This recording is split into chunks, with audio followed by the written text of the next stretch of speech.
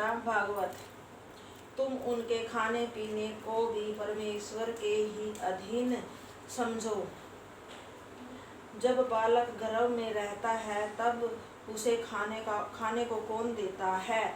परमेश्वर ने जिस जीव को जीविका चाह बना दी है वह उसी स्थान पर अपने आप पहुंच जाता है। अतः तुम्हें धृतराष्ट्र तथा गांधारी की चिंता नहीं करनी चाहिए।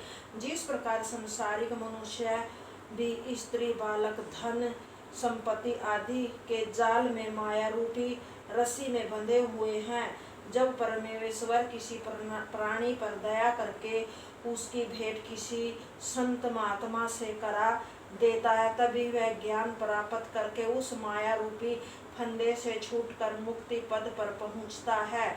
अतः हे राजन, तुम भी धृतराष्ट्र तथा गांधारी के संबंध में किसी प्रकार की चिंता मत करो। वे दोनों विदुर जी द्वारा ज्ञान प्राप्त करने के उपरांत संसार से विरक्त हो उन्हीं के साथ हिमाचल पर्वत के दक्षिण और सप्त ऋषियों के स्थान पर चले गए हैं। वहां जाकर श्री हरि के चरणों का ध्यान करते हुए वे आज से 7वें दिन अपना शरीर त्याग देंगे। अब उन्होंने संसारिक माया के साथ साथ अपने शरीर का मोह भी छोड़ दिया है। शोक तो उस प्राणी के लिए करना चाहिए जो हरि भक्ति से विमुख हो, परंतु जो व्यक्ति संसारिक माया मोह से छूटकर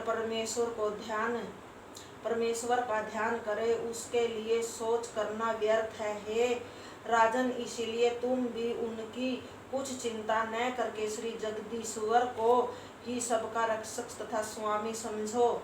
इस प्रकार धर्मराज युधिष्ठिर को समझाकर नारद जी वहां से चले गए। तब राजा युधिष्ठिर को भी धृतराष्ट्र तथा गांधारी के जाने से उत्पन्न शोक दूर हो गया। देवऋषि नारद के उपदेश के कारण उन्हें संसार का समस्त व्यवहार मिथ्या होने लगा। इतनी कथा सुनकर शौनकादि ऋषियों ने श्री सूत से पूछा कि हे सूत जी, महात्मा विदुर को धर्मराज का अवतार कहा जाता है, उनकी कथा किस प्रकार है यह बताने की कृपा कीजिए। सूत जी बोले, हे ऋषियों, मैं धर्मराज का थोड़ा सा हाल कहता हूँ। एक बार मांडव्य ऋषि को चोरी की मिथ्या दोष लगवाकर किसी राजा ने उन्हें फांसी दे दी। जब धर्मराज के दूत उस ऋषि को धर्मराज के पास ले गए, उस समय मांडव्य ऋषि ने धर्मराज से कहा कि हमने अपनी स्मृति में आज तक कोई चोरी आदि बुरा कर्म नहीं किया है, फिर किस पाप के कारण हमें फांसी दी गई। धर्मराज ने उत्तर दिया कि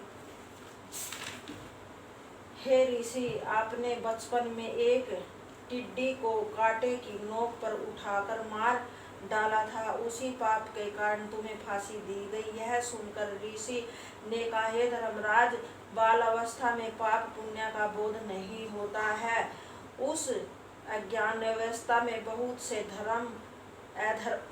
से अधर्म हो जाते हैं, परंतु उन पापों का दंड इस प्रकार नहीं दिया जाना चाहिए जिस प्रकार आपने मुझे निरपराधी को फांसी दिलवाकर अनुचित कार्य है। इसलिए मैं परमेश्वर से प्रार्थना करता हूँ कि आप 100 वर्ष तक दासी पुत्र होकर मृत्यु लोक में वास करें।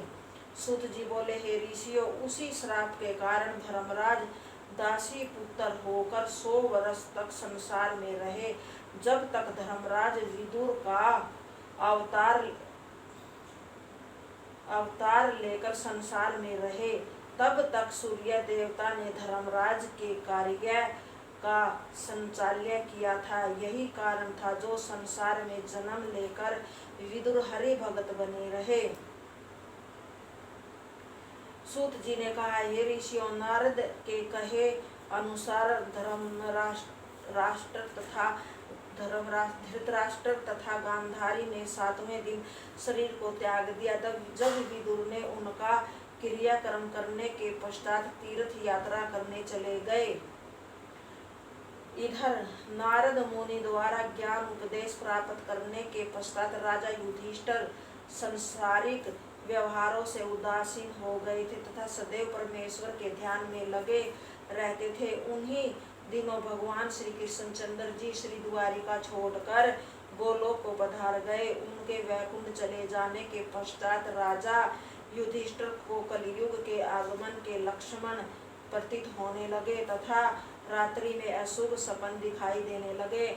मनुष्य के स्वभाव से अधर्म, क्रोध, लोभ तथा कपट का अधिक्य हो गया। पति पत्नी, पिता पुत्र तथा भाई भाई में विरोध बढ़ने लगा। कलयुग के इन लक्षणों को देखकर एक दिन राजा युधिष्ठिर ने भीमसेन से कहा, हे भाई, श्री श्याम सुंदर को पहुंचाने के लिए अर्जुन द्वारिका गए थे, परंतु 7 महीने बीत जाने पर भी अभी तक लौटकर नहीं आए।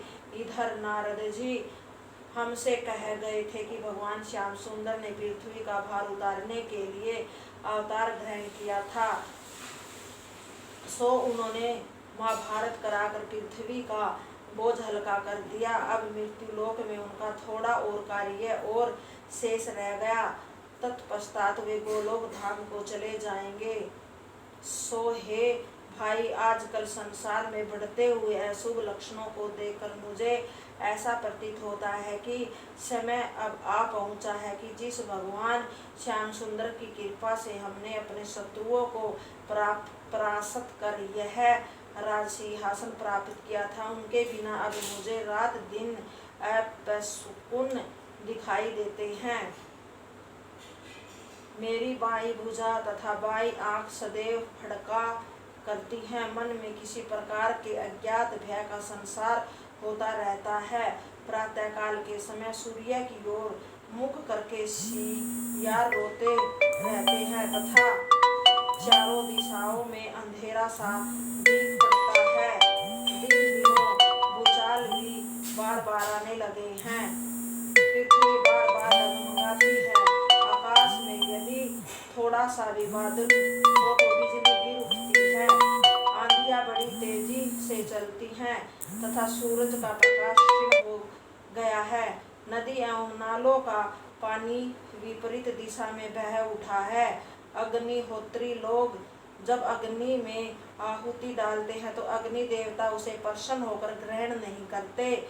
बछड़े अपनी माता का दूध पीकर प्रसन्न नहीं होते। गाय अपनी आंखें से आंसू बहाती हैं। देव मूर्तियों से पसीना निकल उठता है। मेरी सभा में लोग अनावश्यक मिथ्या करने लगे हैं। मनुष्य के स्वभाव में क्रोध एवं लोभ की अधिकता हो गई है। आकाश में केतु निकल उठा है। साधु महात्माओं का चित्त हरिभजन में नहीं लगता। नगर के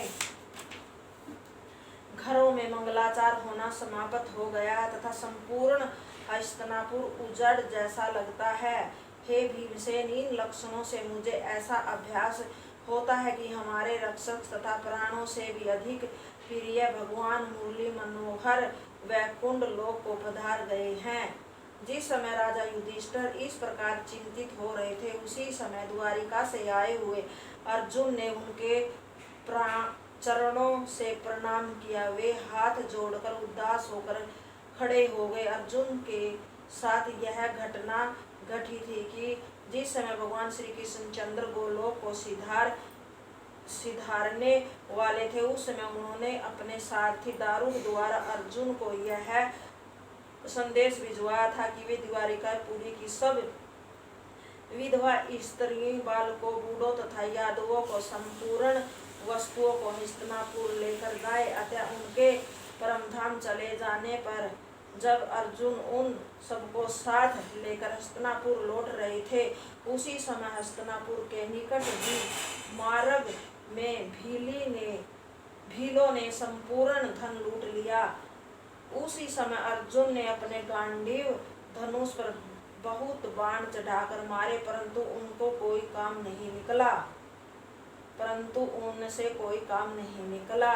डाकू लोग सब सामान लूटकर ले गए। तब अर्जुन ने मन में यह विचार किया कि जिस धनुष बाण के द्वारा मैंने भीष्म पितामह, कर्ण, जयद्रथ जैसे शूरवीरों पर विजय प्राप्त की थी, उनसे रहते हुए मैं डाकुओं से हार गया। इसका कारण केवल यही है कि मेरा वह सब पराक्रम भगवान श्याम सुंदर की कृपा से ही था। जब चूंकि वे सारे संसार में नहीं रहते थे, इसलिए मेरा सब बल पराक्रम नष्ट हो गया है। इस विचार के आते ही अर्जुन का मुख आयतन मलिन हो गया था।